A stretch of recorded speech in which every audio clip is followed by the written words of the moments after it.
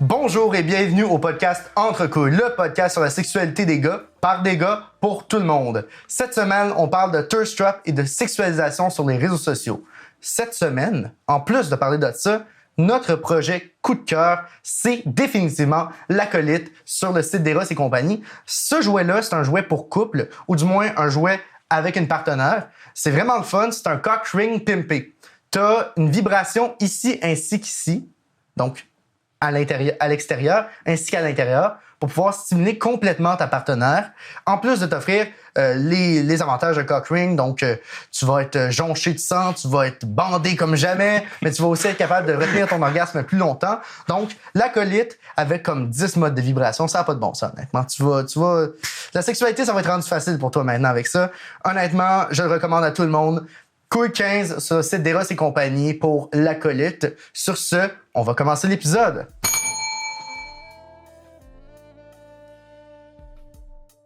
Donc, cette semaine, comme élaboré déjà plus tôt, on parle de sexualisation et de thirst trap. Yes. On a le privilège d'être en entrevue avec un ancien créateur de thirst trap. Je parle de Danian. Alors, peux-tu me parler, c'était comment faire des thirst traps? Puis, quelle était la réception de ça? Ben, c'est pas le. Contrairement à ce que du monde peut penser que genre les personnes qui font des thirst traps, ils ont confiance en eux, puis comme ils se trouvent beaux et tout. C'est pas le moment de ma vie où que j'ai eu le plus de confiance quand je faisais ça. C'était même au contraire une manière de chercher la validation chez les filles, parce que ça me manquait énormément. Puis c'était à ça que j'associais ma valeur, et ainsi de suite. Puis ça a duré. En fait, c'est pas la grosse histoire, là. J'étais pas une thirst trap star, mais pendant comme 2 mois, j'en faisais, puis j'avais des commentaires, tu sais, puis ça boostait mon ego, mais pas ma confiance. C'est 2 trucs séparés. Ben, parce que je trouve la confiance en soi, ça vient avec, genre, la valeur, ta valeur personnelle, que tu t'associes, alors que l'ego, c'est juste l'opinion des autres puis que tu te sens supérieur aux autres. Fait que ça boostait mon ego, mais ma valeur descendait parce que je trouvais que ma seule valeur, c'est le physique. Tu vois ce que je veux dire? Okay. Puis ça a mal fini. C'était pendant cette période-là que aussi j'avais une relation, ma première relation en fait, puis ben ça s'est fini à cause de ça. À cause de cette... Peux-tu m'en dire plus? J'aimerais pas aller plus profond là-dedans. J'ai une question pour toi. Ouais. Quand tu filais tout croche ou, admettons, tu avais une bad day, est-ce que tu faisais un thirst trap juste pour avoir la réaction du monde? Est-ce que ça devenait comme compensatoire pour ton ego ou ta confiance qui était plus basse à certains moments? Ça devient compensatoire quand j'étais insécure dans ma relation, mettons. Okay. Puis je cherchais la validation des autres filles pour me dire, genre, pour me remonter. Tu vois ce que je veux dire? Puis c'est pas sain du tout. Puis ça, c'était il y a 2 ans, by the way. Là. Depuis, j'ai changé le contenu que je fais énormément parce que je trouve que c'est pas du tout fulfilling. Comment? C'est accomplissant. Ouais, exactement. Pas du tout. Ouais. Contrairement à que tu fais du contenu pour aider les gens puis tout. Fait que, ouais, c'est vraiment un manque de confiance, je trouve, qui amène les gens à avoir envie de faire des thirst traps. Pas que tout le monde qui en fait est insécure, mais je trouve que c'est difficile de rentrer dans le milieu des thirst traps et juste faire du contenu pour attirer les gens physiquement et de pas commencer à te comparer aux autres. Ça, c'était... Parce que, tu sais, je m'inspirais des autres gars qui faisaient des thirst traps pour trouver les thirst traps que moi je vais faire, des trends, des sons. Donc ça... à long terme, me comparer constamment à d'autres gars qui sont considérés comme beaux, puis voir leurs commentaires, puis être comme pourquoi eux ils ont plus de commentaires que moi. Genre, ça commence à être extrêmement malsain. Admettons, moi j'ai le goût. J'ai le goût de faire des thirst traps. Okay. C'est quoi ton top 3 des trucs à faire pour être un thirst trap god? Pour être un dieu de la thirst trap? Wow! Ben, first of all, shirtless, clairement. Faut que t'enlèves ton chandail. OK. Obviously. Puis, je dirais la confiance. Ça vient avec, genre, quand t'as l'air confiant ou même rendu arrogant dans les thirst traps, genre, c'est ça qui fait l'attirance. C'est ce que j'ai remarqué. Les gars qui sont vraiment, genre, tu le vois, qui ont confiance en eux physiquement, là, que ça devient quasiment arrogant. Le troisième conseil pourrait, je sais pas. Je peux pas. Porter des jogging gris. Ça pourrait. Ça pourrait, oui. Ben, en fait, si tu veux vraiment, s'il y a quelqu'un qui écoute qui veut vraiment faire des thirst traps, ben, check les commentaires des filles, check ce qu'ils aiment, ben, tu reproduis exactement ça. Mais tu vas rentrer dans une spirale de juste comme, de plus en plus d'insécurité, puis tu cherches la validation. Fait que je conseille pas, mais ce serait ça les conseils. Un autre sujet qu'on veut aborder dans cet épisode-ci, c'est aussi la sexualisation sur les réseaux sociaux. Puis quand je repensais à mes premiers contacts avec la sexualisation sur les réseaux sociaux, moi, c'était vraiment toute l'ère Kim Kardashian puis Nicki Minaj qui sont arrivés avec le vidéoclip d'Anaconda. Ah, wow. Ça, on s'en rappelle, ouais. Je me rappelle de ce vidéoclip-là, d'avoir écouté dans une chambre d'hôtel à Cuba. J'étais remonté dans ma chambre tout seul juste pour regarder ça. J'avais l'impression de regarder de la porn. C'était ridicule. Je me disais, mais c'est de la musique, mais comment ça se fait que je suis bandé? Mais bon, c'est l'hypersexualisation. Puis maintenant, c'est comme fucked up de voir l'évolution que ça a mené à maintenant. C'était des super vedettes avant qui étaient ultra sexualisées. Puis là, maintenant, c'est des individus à travers TikTok qui le sont. Ouais, absolument. Et je connais du monde qui font ça pour promouvoir un autre projet qu'ils ont. Par exemple, des chanteuses qui savent qu'ils vont attirer plus d'attention rapidement s'ils font des thirst traps que s'ils vont juste chanter. Parce que c'est ça l'affaire. Pourquoi est-ce que les vidéoclips, il y avait ça? C'est parce que ça vend, genre, ça catch l'attention. Puis, je veux dire, si tu fais pas attention, tu scrolls sur TikTok, là, tu vois la vidéo d'une fille qui danse, mettons, en bikini, whatever. T'es comme, Fait que là, automatiquement, tu regardes un peu plus longtemps. Puis l'algorithme, il prend ce watch time-là, il prend le temps de visionnement. Fait qu'il va te mettre de plus en plus de vidéos comme ça. Fait que parce qu'ils savent que, genre, c'est naturel et normal de, comme tu vois ça, t'es comme, parce que comme t'es attiré. Right? Puis ils savent que les vues vont monter plus rapidement. Puis je me dis, j'avais 13 ans quand j'ai vu ça. Ça m'a un peu impacté, mais pas tant que ça non plus. J'avais déjà eu des contacts avec la porn. C'est juste, je voyais la tendance de, OK, les corps se dirigent vers ça. On commence à faire un culte des fesses, clairement. Mais ça me rend mal à l'aise quand je m'imagine quelqu'un qui a comme 7 ans, qui a juste grandi avec cette culture-là de la représentation de soi, l'excitation des autres. En fait, se flatter l'ego par l'excitation qu'on provoque chez quelqu'un d'autre, c'est vraiment bizarre. On s'entend que aucun enfant devrait être exposé à ça, ou aucun enfant devrait voir ces personnes-là comme un modèle, j'ai l'impression, du moins. Ça m'apparaît pas comme quelque chose de sain. Je comprends ce que tu veux dire. Mais moi, après, je me questionne, est-ce que c'est... Comment expliquer? C'est quoi qui amène la sexualisation contrairement au fait que si c'est juste une femme qui se montre, comme avec pas beaucoup de vêtements, mettons? C'est quoi qui amène... Je sais pas comment expliquer. Parce que, mettons, il y a de la photographie, que c'est des femmes nues, mais ça pourrait être de l'art. C'est quoi qui amène la sexualisation à ça? Je viens d'y penser, c'est par curiosité. C'est quoi qui différencie? Ouais. Ben... Je pense que c'est le regard du public par rapport à ça. Tu sais, mettons, des scènes d'art érotique, ça existerait. Ça existe.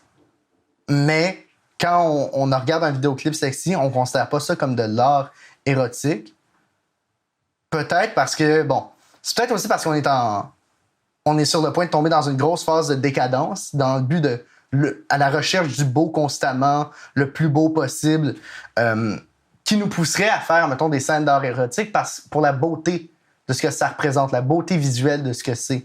On est dans une ère qui est tellement axée sur le physique et dans le visuel que c'est sûr qu'on va revenir un peu comme dans les années des Great Gatsby, qui est des années de décadence, de beaucoup de flafla, dans l'extrême opulence. Puis je trouve que c'est une tendance qui est malheureusement un peu vide. C'est ça la conclusion qu'on a tirée des années de décadence, c'est que c'est un peu vide. Il n'y a pas de substance. Tout est fait pour le beau, le paraître. Puis ça mène à même pas se demander, OK, qu'est-ce que je provoque comme émotion chez quelqu'un à part de l'adoration pour la beauté en elle-même. Mais c'est ce qui vend dans le marketing. C'est ça l'affaire. Parce que les humains on porte naturellement attention en premier à tout ce qui est physique. C'est notre premier jugement qu'on porte. Fait qu'ils savent que c'est ça qui va vendre, genre. C'est les belles images, c'est ça qui attire ton attention dès le début. Fait que tu commences avec une belle image, puis après, tu amènes un message que tu veux passer. Est-ce qu'on est attiré par la sexualité ou est-ce qu'on est attiré par ce qui est choquant? Les deux. Moi, je pense qu'on est plus attiré par ce qui est choquant. Parce que une bonne publicité qui va être choquante, tu vas pas être capable d'enlever tes yeux de ça. Anyway, là, c'est moi qui est en train de divaguer parce que j'étudie en communication depuis maintenant un mois. Donc, j'ai conscience des mouvements et de ces informations. Moi, quelque chose qui m'a vraiment mindfucké, c'était le contenu TikTok de filles. J'avais vu ça. C'était une fille qui disait quand je dis « Ah, tu y vas trop fort » et mon partenaire me répond « T'es capable de le prendre », et là, la fille faisait un geste évidemment sexuel et représentant son adoration de ce genre de comportement qui, honnêtement, pour l'avoir essayé, ce n'est pas un succès. Ça marche pas très bien. C'est plus, voyons, tabarnak, pourquoi tu me fais mal? Pourquoi tu t'arrêtes pas quand je te dis que ça fait mal? J'ai l'impression que ça pousse à des comportements puis ça nous met dans notre propre petite bulle de qu'est-ce qu'on doit faire dans la sexualité, qu'est-ce qui est manly. J'ai l'impression que ça renforce des comportements qui sont peut-être dangereux ou problématiques. Ouais. Oui, je suis d'accord. Puis, mais d'un autre côté, il y a des filles qui vont actually être d'accord avec ça puis qui aiment ça jusqu'à temps que, bien sûr, ils disent ça fait actually mal puis je veux que t'arrêtes, là. Mais mettons, comme cette domination-là, c'est genre de s'imposer, ben, il y a des filles qui aiment ça pour vrai. Oui. Fait que c'est là que c'est important de communiquer avec ta partenaire à toi. Parce qu'après, si tu te bases sur ce que ces filles-là aiment, ben, tu peux pas généraliser sur toutes les filles, mais c'est difficile. Parce que, mettons, tu regardes dans la For You page, puis tu commences... Mettons, tu vois cette vidéo-là, tu la regardes encore une fois longtemps, puis là, TikTok te met d'autres vidéos comme ça, d'autres vidéos comme ça. Puis là, tu penses que la sexualité au complet, c'est ça, un peu comme la porn.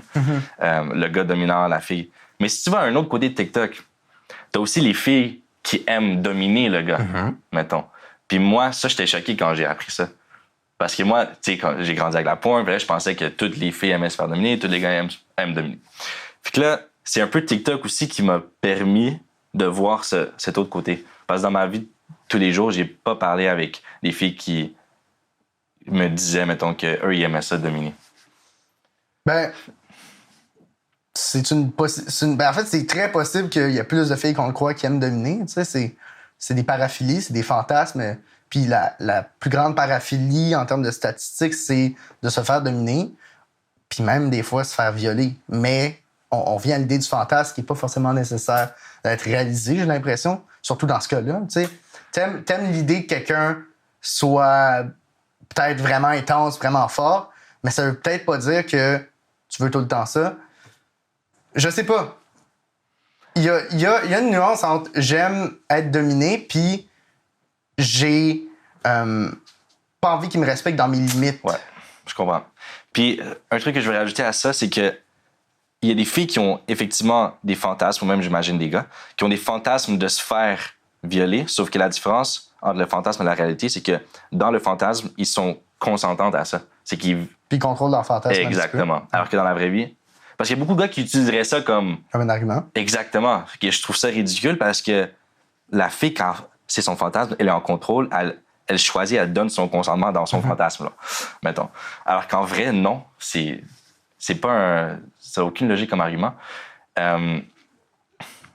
Mais ouais, j'ai oublié ce que tu disais avant. Toi, as-tu déjà vu des pratiques ou as-tu déjà vu des mouvements sexualisés puis t'as fantasmé là-dessus?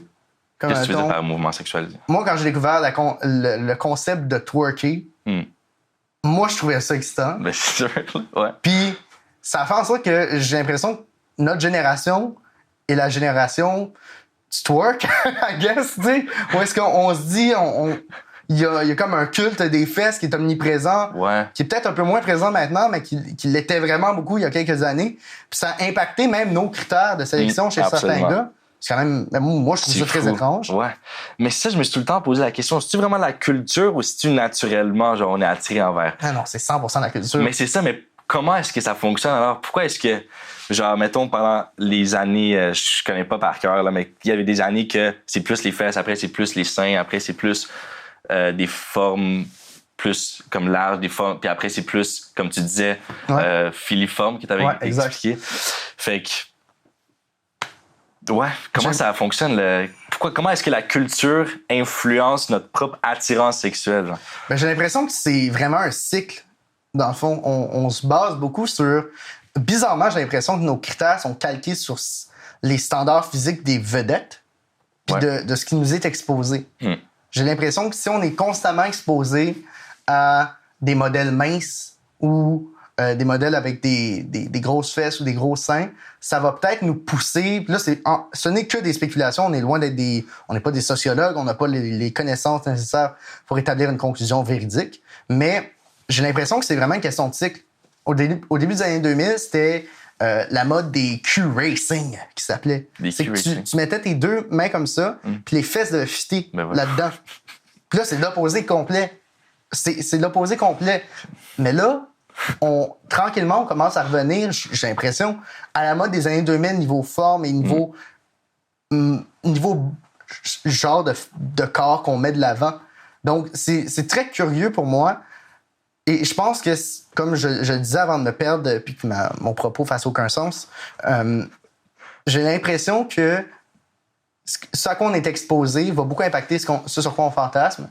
Puis c'est peut-être de là l'intérêt de mettre des modèles avec des corps plus normaux, des corps plus ronds, des corps moins rentrant dans les standards de beauté plus traditionnels.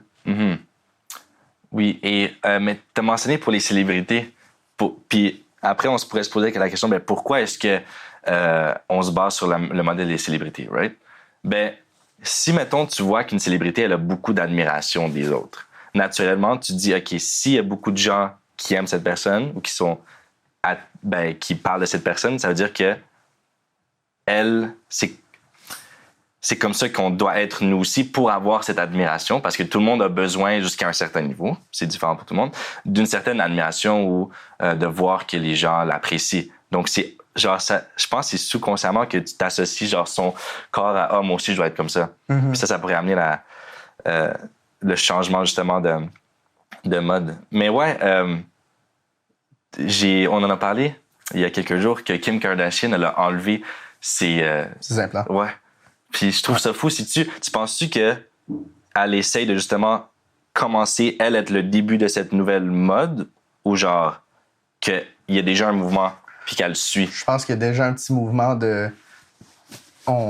un désir d'une femme plus naturelle, plus normale. Tu sais, si t'as des formes, puis naturellement, t'as des glandes mammaires qui font en sorte que t'as des seins plus proéminents que la moyenne, tu sais, je pense qu'il y aura pas de jugement envers ces personnes-là. Je pense que c'est juste que on veut naturaliser le corps. Je pense qu'on est passé par toute une passe où est-ce que c'était très, très chirurgie esthétique, surtout dans le monde des vedettes. J'ai peut-être l'impression qu'on est dans un retour du un balancement de ça avec une tendance très naturelle dans les corps. Puis, je veux juste revenir en fait à TikTok. Moi, les thirst traps, quand j'en vois, parce que quand j'ai commencé à être sur TikTok, c'était le contenu populaire, j'en voyais. Moi, ça me faisait mal filer à propos de mon corps. Ça me donnait vraiment pas une belle image de mon corps. Puis j'ai l'impression que si j'ai filé pas bien par rapport à mon corps en voyant ça, je dois pas être le seul. Absolument. Et tu veux que je te dise quelque chose qui va peut-être te faire sentir mieux?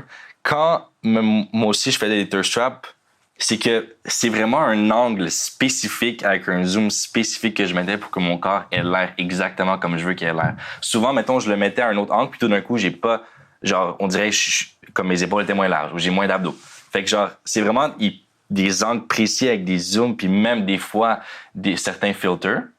Fait que c'est vraiment, t'en es déjà conscient, là, mais c'est juste pour te rappeler que même moi, que je faisais ces thirst traps-là, c'est pas la réalité, genre.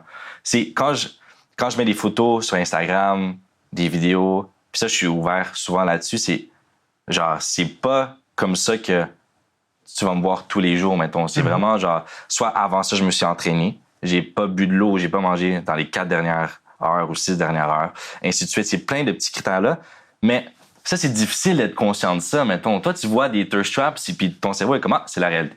C'est la réalité. Puis si on voit constamment ça, ça modifie l'image corporelle.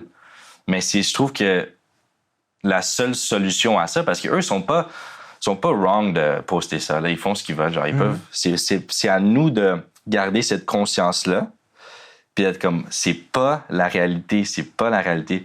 Puis moi, je suis, dans un certain sens, je suis chanceux parce que j'ai été de l'autre côté aussi de faire ces thirst traps-là. Fait que je sais que c'est pas du tout la réalité. Puis des fois, je me sentais tellement mal pendant la journée, je filais pas, je pleurais même. Mais là, j'étais comme, non, il faut que je fasse la vidéo. Fait que je m'entraînais quand même puis je le faisais quand même.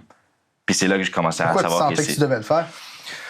Ben, parce que je voulais augmenter ma communauté puis mes followers. Puis être constant sur les réseaux, c'est ça qui aide à grandir une communauté. Je sais pas, moi, sachant que ce que je poste puisse faire causer de l'anxiété par rapport au corps des personnes qui me suivent, je posterais pas. C'est pour ça que moi, je ne poste rien de personnel sur mon compte, mis à part des projets, parce que j'ai vraiment un malaise à m'imaginer que ce que je poste puisse créer une certaine anxiété à quelqu'un ou que ça puisse donner l'impression que si je suis pas posté, je vais montrer de quoi j'ai l'air pour de vrai. J'ai pas envie de rentrer dans ce game-là, d'être dans le paraître. J'ai peut-être mon côté punk, mais tu sais, c'est... Je sais pas, j'ai pas envie de ça. Je trouve pas que ça a l'air le fun, je trouve que ça a l'air horrible.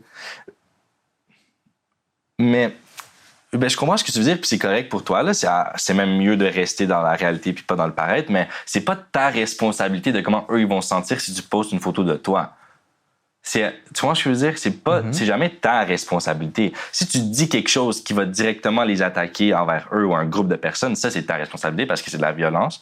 Mais si tu fais juste poster une photo de toi qui va les rendre insécures, c'est pas ta responsabilité à penser à ça. Tu vois, je trouve pas que tu devrais te mettre de genre une honte ou par rapport à ça. Moi, c'est pas comme ça que je le vois. Je trouve que c'est à chacun d'être assez conscient pour nous dire que c'est pas ça la réalité. Ça t'es-tu déjà arrivé, OK, très cru, non pas de masturber sur de la porn, mais sur un contenu des réseaux sociaux et ou, mettons, sur TikTok? 100%. Ça t'est-tu arrivé aussi? Oui. Je pense que la plupart des pourquoi gars... je me suis isolé dans une chambre d'hôtel pour regarder le vidéoclip? Exact. Je pense pas que c'était juste pour observer les détails, les beaux costumes qu'ils portaient. C'est ça. Je pense pas que c'était ça. La plupart des gars qui sont honnêtes, ils vont sûrement dire oui aussi, là, parce que, je veux dire, ça peut être aussi excitant une fille qui twerk en sous-vêtements sur les réseaux sociaux qu'une vidéo de porn, là, des fois. Fait que, absolument, ça m'est arrivé même beaucoup de fois.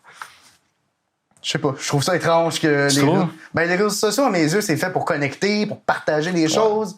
Mais là... T'es un peu dans le happy land dans ça, là, parce que, je veux dire... Tu trouves ça wrong? Oui. Ouais? Les personnes font ce qu'ils veulent à la fin. Je vais pas leur dire quoi faire. Juste, moi, je ne suis pas ces profils-là. Non, moi non plus. Mais il y a toute une culture d'admettons, des filles, des super belles filles qui sont suivies par un auditoire monstre, juste parce qu'ils sont, et des super beaux gars aussi, puis même des personnes non binaires, faut pas oublier qu'on est deux hommes hétéros, on parle de notre vision hétérosexuelle, donc il faut pas non plus prendre pour acquis qu'on s'adresse et qu'on parle de tout le monde, on est biaisé naturellement par nos points de vue, mais on n'oublie pas les gens de la communauté LGBTQ+, et les personnes qui diffèrent de l'hétérocentrisme auquel on se soumet en discutant tous les deux. Donc c'est ça. J'ai perdu mon propos. Tu parlais de les comptes qui sont juste suivis par une communauté monstre. Oui, ça, je trouve ça vraiment bizarre. Mais de notre côté, ils choisissent de faire ce contenu-là. Mais, je veux dire, il y a des personnes que je connais, ont comme 20 000 personnes qui les suivent, ils n'ont aucun projet, rien à mettre de l'avant. C'est juste physique. C'est juste physique. Ils ont choisi de faire ça. Ça sert à quoi, ça? Tu peux vendre après, comme je t'ai dit, tu peux amener cette communauté-là vers d'autres projets que tu vas avoir dans le futur, comme des chansons, whatever, ou des OnlyFans. Ça, c'est un autre monde. Mais ouais, il y a beaucoup de ça. Puis j'ai même le souvenir, j'ai travaillé avec une fille qui était magnifique. Elle avait un compte justement comme ça. Elle était suivie par 24 000 personnes. On travaillait dans une épicerie. Puis dès qu'il y avait quelqu'un qui la reconnaissait, elle était caissière. C'était le festival des insultes à la base de salopes puis des termes qui n'ont pas lieu d'être. Ça m'a tellement troublé de voir c'est dégueulasse c'est dégueulasse que tous les gars... Ben, c'est bizarre. Il y a juste des gars qui passent à sa caisse. On est dans une épicerie. Il me semble il est supposé avoir comme... supposé être équitable, du moins. Mais il y avait juste des gars qui voulaient passer à sa caisse, puis c'était juste des commentaires de même. Puis c'est fou comment on a tendance à distinguer. J'ai l'impression que je parle énormément. Si tu veux me dire ta gueule, dis-le moi. C'est intéressant ce que tu dis. J'ai l'impression qu'on a tendance à distinguer les réseaux sociaux puis la vraie vie, mais quand les réseaux sociaux se joignent... T'as-tu déjà rencontré quelqu'un qui avait vu tes Thirst Trap? Ouais. Ça se passe comment? Moi, c'était super nice. Moi, je capotais là parce que ça a toujours été un rêve pour moi de rencontrer quelqu'un qui me suit en vraie vie puis de me faire reconnaître. J'étais à Ontario, à une plage à Ontario, puis il y avait une fille qui était comme « Oh my God, c'est toi », puis tout. Puis c'était super nice. Ben, aucune insulte. Mais je dirais que ça arriverait plus souvent de l'autre côté. Là. Il y aurait plus de double standard. Ah oui, 100%. Là-dedans, oui. Là. Ouais, je verrais pas, mettons, une de mes followers venir me voir me traiter de... de go-go boy. Exact. Genre, j'imaginerais même pas ça. Fait que... Alors que pour les filles, c'est quelque chose qui arrive constamment. Genre. C'est définitivement un double standard, mais 100%. C'est quand même très... Moi, je trouve ça bizarre. Moi, je trouve ça... Pour avoir déjà jasé avec quelqu'un qui suivait un de mes podcasts que je ne connais pas, c'est très étrange pour moi. Ah ouais? Oui. Moi j'aime ça pour vrai. Je sais pas. Ouais. Moi, mon premier podcast, un peu de variété, venait de commencer. Puis, j'étais sur Tinder. C'était mon golden age de Tinder. Puis, il y a une fille qui m'a dit « Ah, je sais d'où est-ce que je t'ai vu. T'as un podcast, hein? » J'étais « Ouais. » Puis je savais pas comment réagir. C'est tellement bizarre. Tu me vois tu me vois puis tu me connais pour une infime parcelle de moi-même. Puis toi, tu la connais zéro. Je la connais zéro. Exactement. Ça, c'est bizarre, c'est vrai. Ça... Puis plus on va grandir dans ce monde-là, plus ça va arriver, là. Mais ouais, genre cette personne-là, puis une fois, pour les célébrités de leur côté, genre la personne, elle t'idolise. Vraiment, genre. Elle t'idolâtre. Idolâtre, désolé. Pour quelque chose qu'elle a vu comme un petit pourcentage de toi, t'es comme... Puis tu la connais pas. T'as pas peur qu'elle soit déçue quand elle te rencontre? Ben, ça arrive super souvent, ça. J'ai entendu plein d'entrevues avec des célébrités qui disaient « Ouais, les gens, on dirait, comme ils disent en général, qu'ils sont déçus quand ils me voient en vrai. » Mais en même temps, quand t'es devant une caméra, tu te prépares à ça. Tu mets une énergie différente. Dans la vie de tous les jours, tu peux pas tout le temps être super entertaining, super comme intéressant. Dans la vie de tous les jours, t'as des jours qui sont des moins comme... t'es plus down. Puis si elle te rencontre à ce moment-là, elle va être déçue. Mais, ouais. C'est... Je m'en allais vers quelque part avec ça, mais j'ai oublié. J'ai complètement oublié. OK. On va faire un petit moment de silence. Ouais. C'est toujours agréable, ça. Les gens aiment ça dans les commentaires. Le monde aime ça, regarder des moments de silence, des petits moments blancs. Ah, ça, c'est magique. Moi, en plus, je sais pas quoi poser. Fait que c'est l'heure d'Anne-Marie.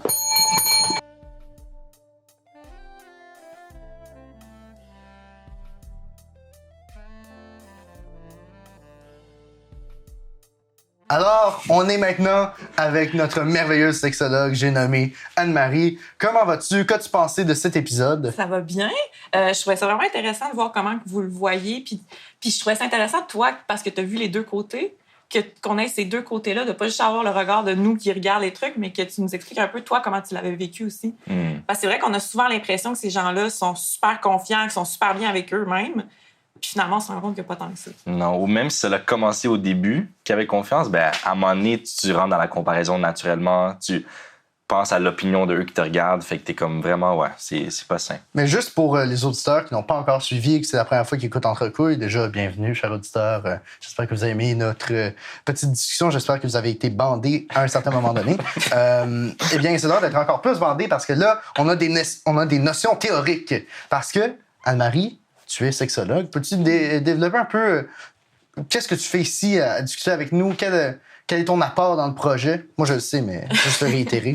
Ben oui, je suis sexologue. Donc, moi, je travaille, j'ai mon bureau. Je rencontre des gens, des ados, des couples, des personnes seules qui ont des problématiques avec la sexualité. Mais je travaille aussi avec Nouveau Cadre.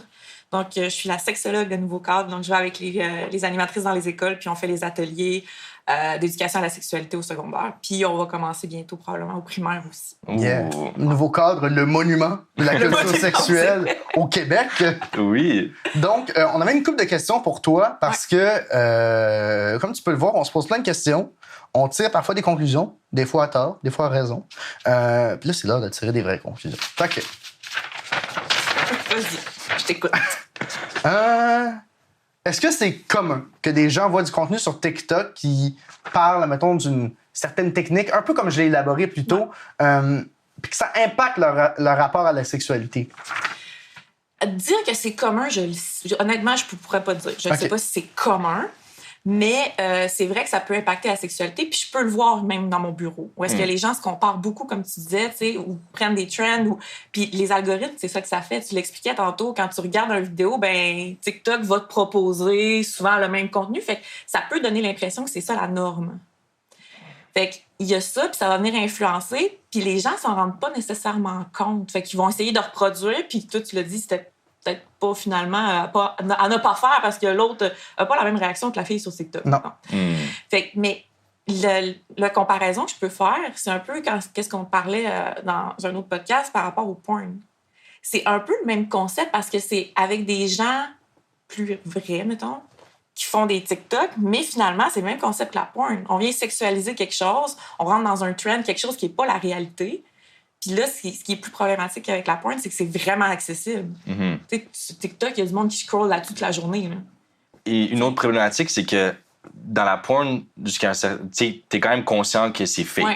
Alors que TikTok, c'est la réalité. C'est une vraie personne qui parle de sa vraie expérience. Ou c'est ce que tu penses. Donc, tu te bases plus comme... Tu prends ça comme la vérité. Ouais. Puis moi, je me souviens, des fois, je me dis, waouh, elle est tellement belle, puis la croisée, elle calme.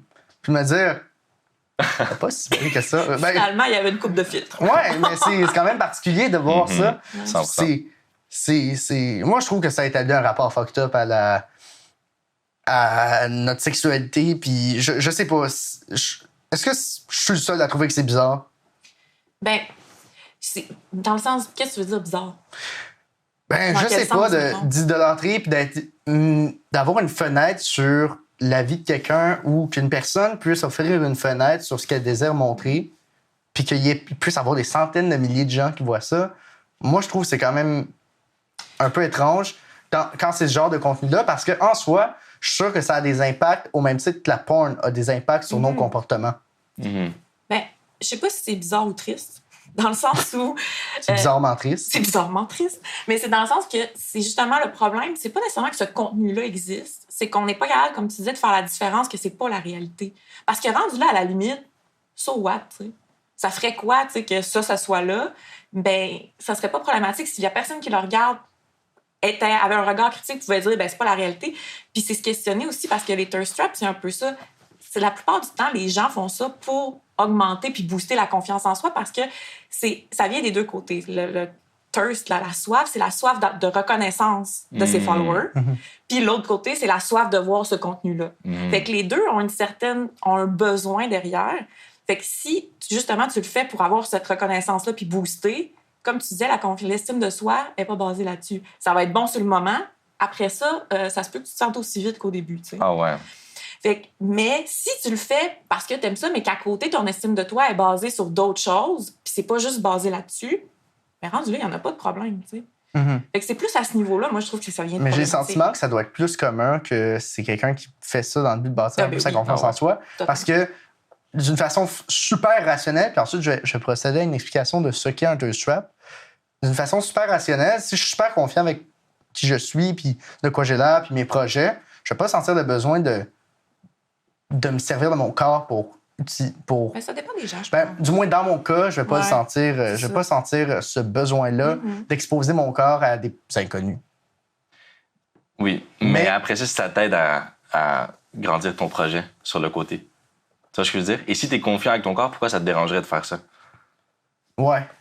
J'ai juste pas une vision, de comment faire grandir mon auditoire de cette façon-là. Okay. Mais je comprends comment il pourrait y avoir des gens qui ont cette perception-là. On va juste mettre les choses au clair tout de suite. C'est quoi un thirst trap? Parce qu'on a conscience qu'on en a parlé maintes et maintes fois dans cet épisode, puis ça n'a pas été mis au clair précisément. C'est quoi ce concept-là? Dans le fond, c'est un concept qui est apparu à peu près il y a quelques années, particulièrement avec l'arrivée de TikTok, que c'est des personnes qui vont un peu capturer notre attention en montrant leur corps ou en montrant des aspects, des caractéristiques physiques qui sont considérées comme attirantes devant la caméra. Tout ça dans le but d'avoir un auditoire puis d'attirer leur attention. Ouais, 100%. Et c'est pas tout le temps juste le corps. Il y a aussi une partie, ça peut juste être séduisant, comme tu disais.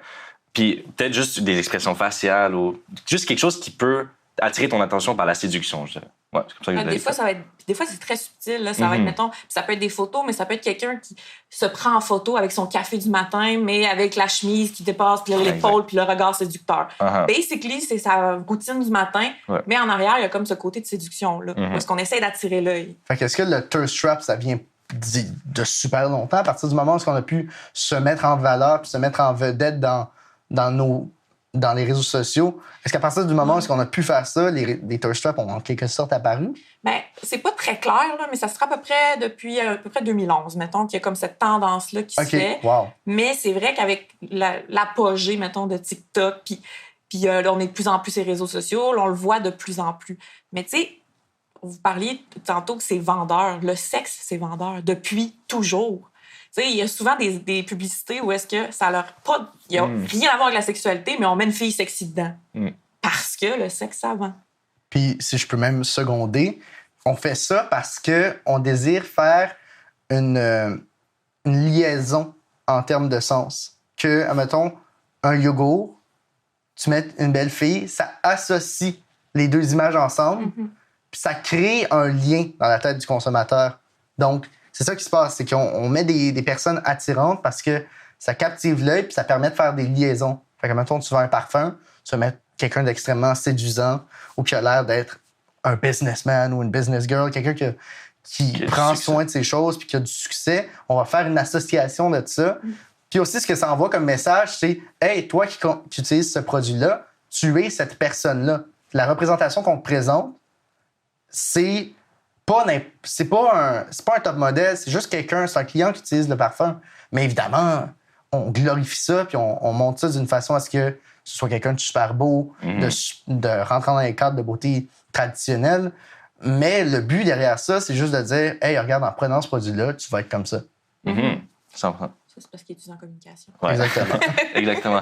Mais c'est ça, mais c'est quoi qui est... Parce qu'il y a aussi en ce moment ce mouvement qui commence à inclure de plus en plus du monde qui ont des corps différents et tout, qui, des fois, sont pas considérés dans les critères de la société comme le corps le plus beau. Mais c'est quoi qui amène ces critères-là de qu'est-ce qui est beau et qu'est-ce qui est pas beau? Pour vrai, là, bien honnêtement, même moi, je me pose la question. Okay. Ouais. Puis c'est quand même difficile à déterminer parce que c'est vrai. Puis quand vous m'aviez parlé du sujet puis vous m'aviez dit un peu c'était quoi que vous vouliez voir, puis vous m'aviez demandé cette question-là, je me suis même, moi, demandé pour vrai, c'est quoi? C'est vrai. Puis en analysant, c'est vrai qu'il y a des tendances. Puis là, on voit que ces tendances-là reviennent. Puis c'est back and forth, finalement. J'ai moi-même de la difficulté à voir c'est quoi. Je pense que ce que vous avez nommé tantôt, ça fait du sens là, à quoi qu'on a accès. Les célébrités, les personnes connues, qu'est-ce qu'ils mettent eux de l'avant. Puis là, c'est vraiment une opinion très personnelle. J'ai comme l'impression que c'est souvent dans les extrêmes qu'on va. Tu sais, c'est souvent soit les filles filiformes, pas de forme du tout, ou la fille avec vraiment beaucoup de forme. C'est rare, en tout cas... Mais le tout en restant dans des... Tu sais, la fille qui a vraiment beaucoup de forme, admettons, on prend les Kardashian dans les années 2010, ça, c'était ça, mais ça existe, bon, qui ont plus de forme que ça. Ça existe des personnes qui sont catégorisées comme grosses, mais qui sont pas mises de l'avant, alors que, tu sais, c'est quand qu'on va être rendu à cet extrême-là? Un extrême qui est réaliste, parce qu'on veut les plus gros, on veut plus de forme, mais on veut plus de forme, mais tout en restant mince et svelte. Ça mène à un sujet qu'on n'a pas abordé, le fait que ça met des idéaux qui sont pas atteignables.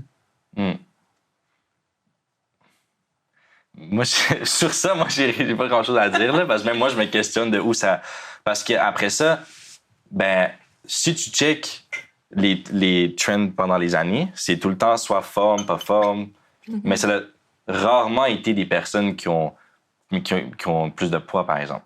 Fait que est-ce que ça c'est vient dans notre société occidentale là, aussi. OK, c'est ça, je me dis. Est-ce que ça aussi, c'est de la culture ou est-ce qu'il y a un élément naturel à ça qu'on est attiré vers des personnes en forme? Ça, c'est là où que je me questionne.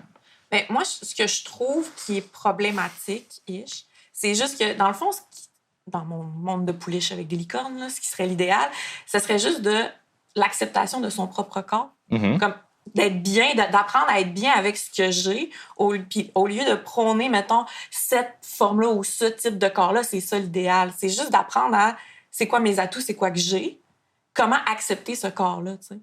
Puis ça arrive jamais on essaye de l'amener l'acceptation du corps, mais même dans l'acceptation du corps, des fois, il y a comme un modèle particulier. Tu sais.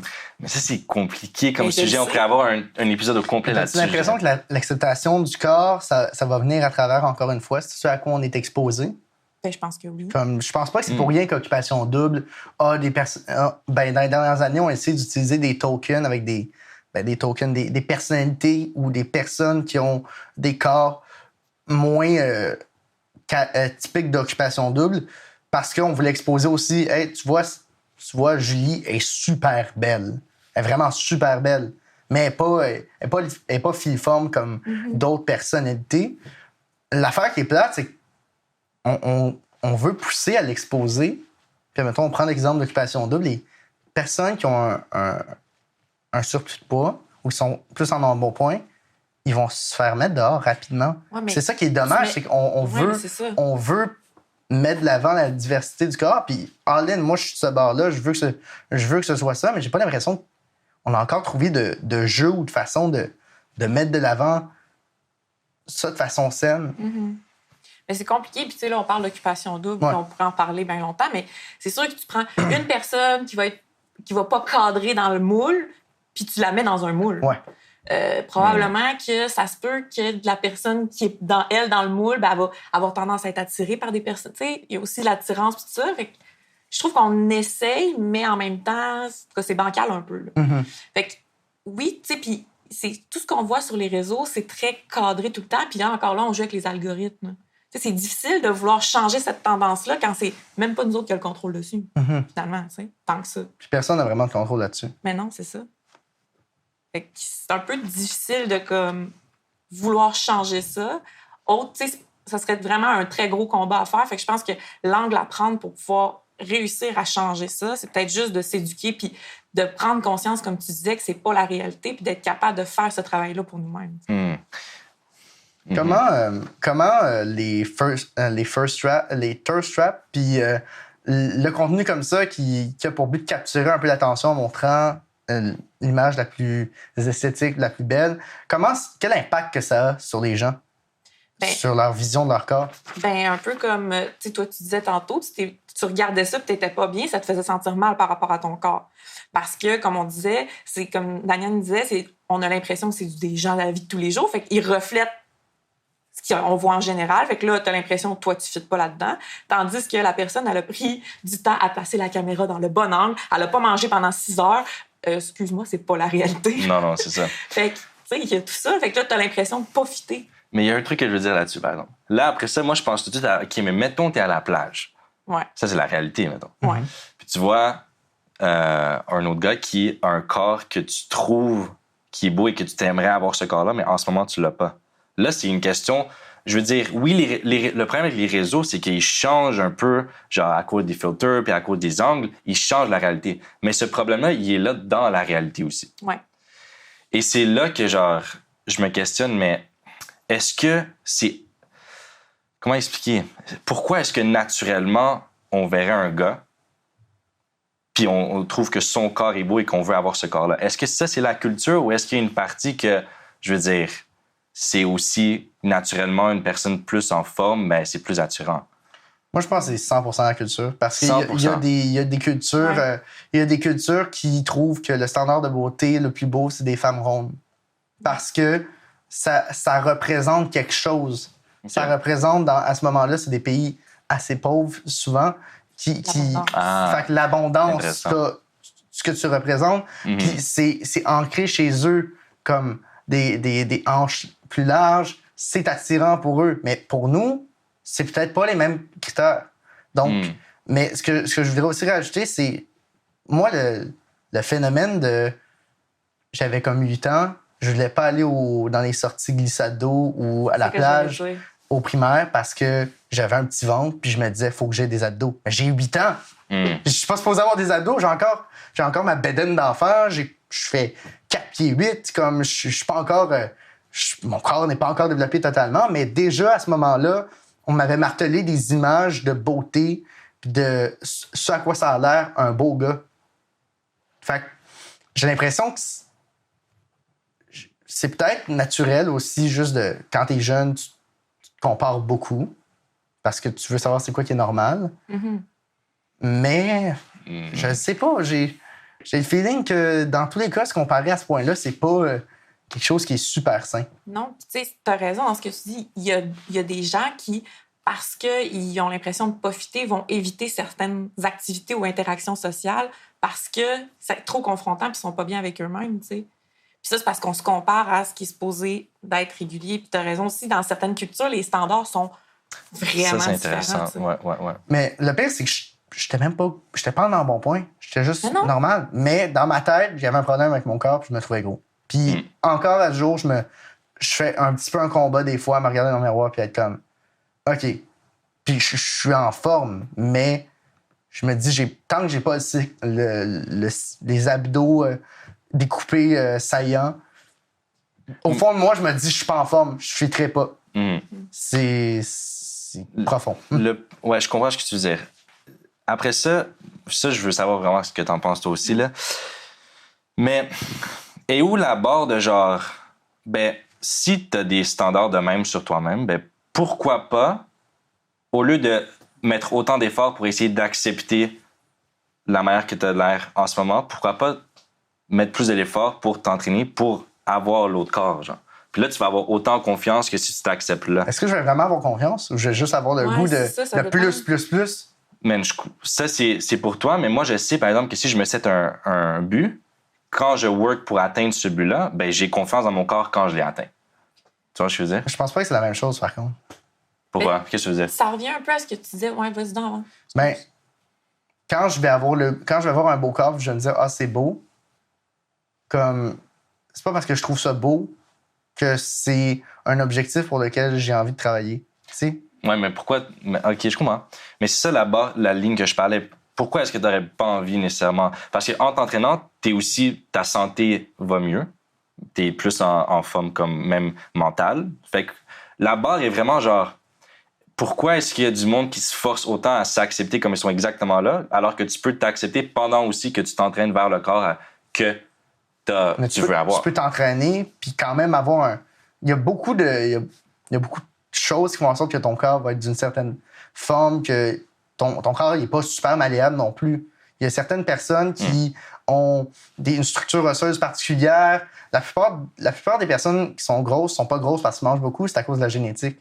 Donc, je pense le but de travailler sur soi puis vouloir accepter son corps comme il est, c'est de dire, écoute, je regarde un corps avec des abdominaux extrêmement découpés, super alignés.